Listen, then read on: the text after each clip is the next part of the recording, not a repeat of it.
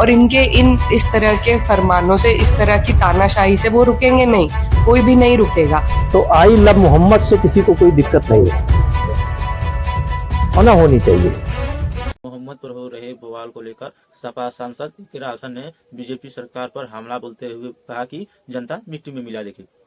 वहीं ब्रिजभूषण ने क्या कुछ कहा, इस वीडियो में हम आपको बताएंगे। नमस्कार, एसएसएस शाहिद रजा ऑफिशियल 99 पर आपका स्वागत है। इस मुद्दे पर बात कर रहे हैं जिसने पूरे देश का ध्यान अपनी ओर खींचा है। कानपुर से शुरू हुआ आई लव मोहम्मद का विवाद धीरे धीरे अब कई शहरों तक पहुंच चुका है। बरेली में जब मुस्लिम समाज के लोग जुमे की नमाज के बाद सड़कों पर उतरे तो पुलिस ने उन पर लाठियां चलाई, कई लोगों पर लाठियां चलाई, कई लोग FIR हुए। जब फतेहपुर में मकबरे पर हमला हुआ था तो पुलिस खामोश क्यों रही? क्या कानून सभी के लिए बराबर नहीं है? क्या पुलिस का लाठी कुछ लोगों पर ही चलता है? इन्हीं सवालों के साथ आज हम बात करेंगे और बात करेंगे कि आई लव मोहम्मद पर ब्रिजभूषण सिंह क्या बोले और इकरा हसन क्या बोले। उत्तर प्रदेश के कई राज्यों में आई लव मोहम्मद का अभियान, ना सिर्फ उत्तर प्रदेश बल्कि हर एक जगह, गुजरात, महाराष्ट्र, तेलंगाना, कई राज्यों में आई लव मोहम्मद के पोस्टर लेकर सड़कों पर उतरकर विरोध किया। और बरेली में तो जुमे के नमाज के बाद मुस्लिम समाज के बाद और लोगों और पुलिस के बीच जबरदस्त झड़प हो गई। आरोप है कि प्रदर्शनकारियों ने पुलिस के ऊपर पथराव किया और इसके जवाब में पुलिस को लाठीचार्ज करना पड़ेगा। वहीं आपको बता दें कि कैराना से सपा सांसद इकरा हसन ने योगी सरकार से बड़ा एतराज जताया है। इकरा हसन ने कहा कि राज की बात पर सरकार को नागरिक अधिकारों तक का पता नहीं है, तानाशाही से कोई रुकेगा नहीं और इनको जनता ही मिट्टी में मिला देगी। जरा आप भी सुने इकरा हसन ने क्या कहा। उत्तर प्रदेश में तो जो सरकार चल रही है उन्हें ना संविधान का पता है, ना इस देश के अधिकारों का, इस देश के नागरिकों के अधिकारों का पता है। ये किस तरह की कानून व्यवस्था इस देश में चल रही है हमें समझ में नहीं आ रहा है, क्योंकि कोई अभद्र टिप्पणी करे उस पर समझ में आता है, लेकिन एक त्योहार पे अगर अपने मजहब के लिए कोई अच्छी बात कह रहा है, आई लव मोहम्मद हुजूर पाक सल्लल्लाहु अलैहि वसल्लम के लिए कहा गया, जिन्होंने हमेशा अमन और भाईचारे की और पूरे दुनिया भर में, न सिर्फ देश में, उनके मानने वाले, चाहने वाले हैं। और इनके इस तरह के फरमानों से, इस तरह की तानाशाही से वो रुकेंगे नहीं, कोई भी नहीं रुकेगा। और मैं ये समझती हूँ कि सरकार को सोचना चाहिए कि किस तरीके से हर मजहब पे अगर इसी तरीके से आपत्ति लगने लगे तो कहाँ हम खड़े होंगे, क्या हमारे देश के लोग हमसे सवाल करेंगे? तो ये बहुत ही घिनौनी इनकी हरकत है और हम इसके सख्त खिलाफ है। और ये सरकार जो है, ये दिन ब दिन इनका स्तर गिरता जा रहा है और इनको मिट्टी में मिलाने का काम ये जनता करेगी। आपने अभी सुना। अब आपको बता दें कि भाजपा के पूर्व सांसद ब्रिजभूषण ने क्या कुछ कहा।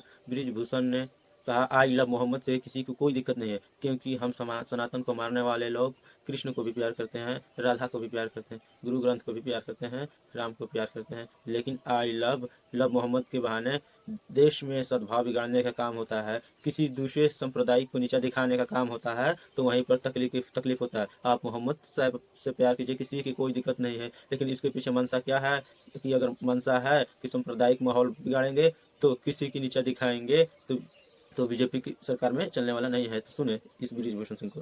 मोहम्मद से किसी को कोई दिक्कत नहीं है, होना होनी चाहिए, लेकिन आई लव मोहम्मद के बहाने अगर देश में सद्भाव बिगाड़ने का काम होता है और किसी दूसरे संप्रदाय को नीचा दिखाने का काम होता है, वहीं पर तकलीफ होती है। आप मोहम्मद साहब से प्यार करिए, किसी को कोई दिक्कत नहीं है, क्योंकि हम भी कृष्ण से प्यार करते हैं, गुरु साहब को, गुरु ग्रंथ को प्यार करते हैं, राम को प्यार करते हैं, कृष्ण को प्यार करते हैं, इसमें कोई दिक्कत नहीं है। लेकिन इसके पीछे मंशा क्या है? अब अगर मंशा है कि सांप्रदायिक माहौल बिगाड़ेंगे, किसी को नीचा दिखाएंगे, तो भारतीय जनता पार्टी की सरकार में चलने वाला नहीं है। तो क्या लगता है कि इसी बहाने बरेली का जो मामला पूरा हुआ, क्या किसी की साजिश या इसी के आड़ में किया गया, आई लव मोहम्मद की आड़ में? देखिए, सरकार बिल्कुल सतर्क है और प्रदेश का माहौल किसी भी बहाने अगर बिगाड़ने की कोशिश होगी तो बर्दाश्त नहीं होगा। अच्छा, जिस तरीके से योगी आदित्यनाथ ने कहा तो भूल गया मौलाना कि उत्तर प्रदेश में हम लोग लगातार बर्दाश्त कर रहे थे, धमकी देकर दंगा भड़काया जा रहा है।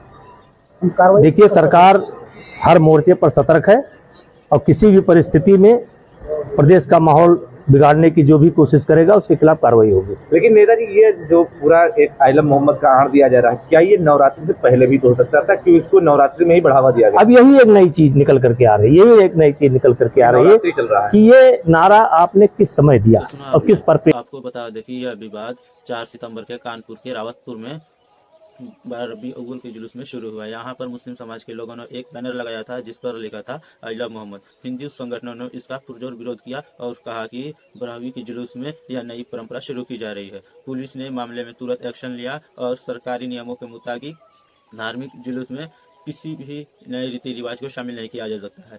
इस दौरान हिंदू और मुस्लिम के समाज लोगों ने एक दूसरे पर पोस्टर फाड़ने का आरोप लगाया, जिसको लेकर AIMIM के आदर्श असदुद्दीन अवैसी ने इस पूरे मामलों को लेकर कहा कि आई लव मोहम्मद कहना कोई अपराध नहीं है, बल्कि कई नेताओं ने कहा कि मामले ने तुल दबाव पकड़ा जब बरेली में जुमे के नमाज के बाद मुस्लिम समाज के लोग ने प्रदर्शन किया और पुलिस ने लाठी बरसाई। कई लोगों ने कहा कि फतेहपुर में कुछ दिन पहले एक मकबरे में हिंदू संगठनों के भीड़ घुसकर तोड़फोड़ करती है तो पुलिस मूर्ख दर्शक बनी रहती है। वहाँ न लाठी चली न कोई गिरफ्तार हुआ। सिर्फ बरेली में ऐसे क्यों? यूपी पुलिस की यह दोहरी नीति क्यों?